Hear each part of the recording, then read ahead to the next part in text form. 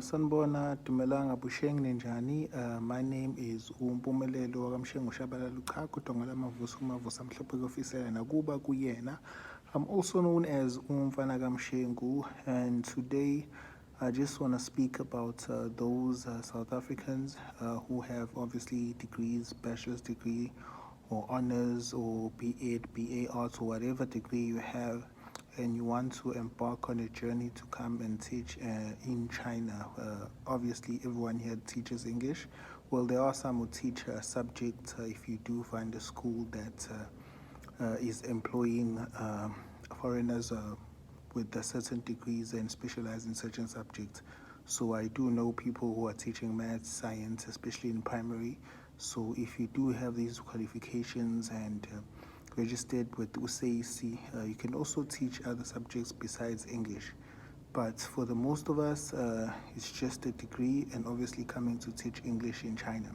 So for this video, I just want to speak about salaries. When it comes to salaries, I always advise people to never go below 14,000, just to get straight to the point. Never accept an offer which is under 14,000, wherever it's in Tier 1 city. T1 cities or cities like Beijing, Shanghai, like the big cities. For example, if I compare it back home, it's either like Cape Town, Johannesburg, and Durban, like those three big cities. So it's the same thing here in China. You have Guangzhou, which is like the hub of technology, and you have Shanghai, which is like Beijing. It's like these major three cities, and they're known as all Tier 1 cities. These cities are very expensive, so the cost of living is very high. So whenever you negotiating when it comes to salaries, you have to know where is the base of that city. Is it a Tier 1 city, Tier 2 city, or a Tier 3 city? For Tier 2, you can survive on 14,000, and also Tier 3, you can survive on 14,000. Be it you just got out of university, you don't have any experience, so this is like the base salary you can get. However, if you are going to Tier 1 city, there is no way you would survive with 14,000 RMB unless you're gonna leave work and just live on a budget like as if you're a student in Tier 1 cities.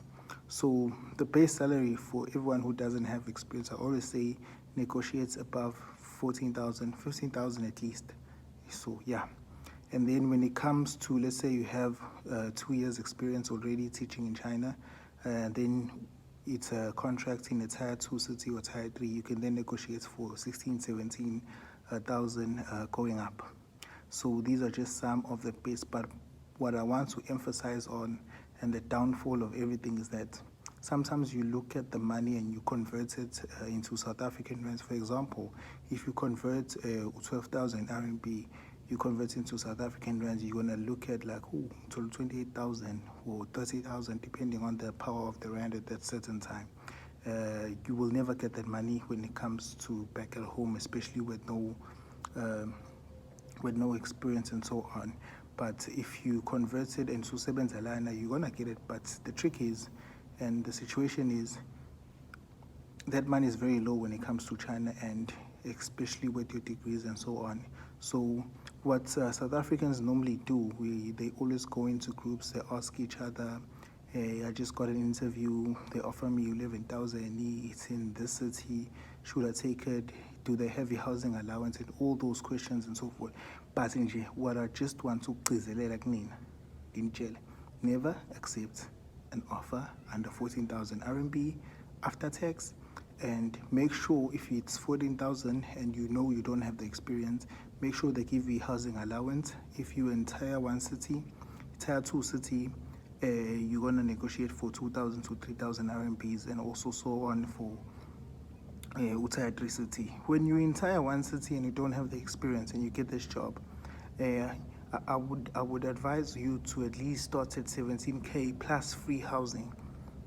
Because what you find in apartments in Shanghai, they cost like 9,000, studios, 9,000 RMB per month, and you're getting 16,000 in the housing, got 3,000 for instance.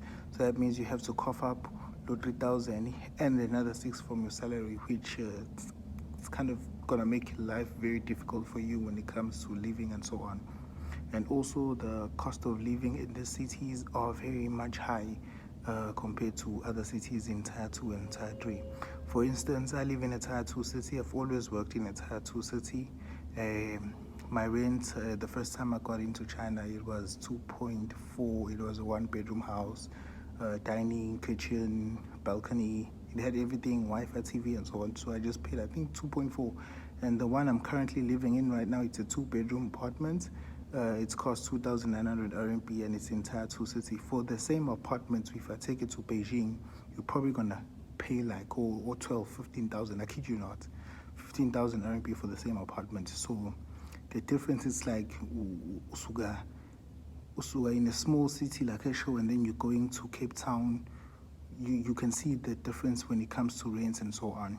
So just please, if you guys are accepting offers from 10,000, 11,000, my agents and recruiters get to see what, okay, we can take chances with South Africans, and they end up just offering other people these low amounts because they can see some of the people are taking these low amounts because umuntu buka desperate back at home. Akengeke uba selfish nje mawusasa imali engango-11,000. I do not care whether the situation is what situation at home, nani. Do not take 11,000 RMB because you are not only ruining reputation for yourself as someone who is qualified, someone who paid money, as someone who is even owing NSFAS and you have to pay this money back. But when you pay 11,000 RMB when you come here, that's 14 yaphezulu.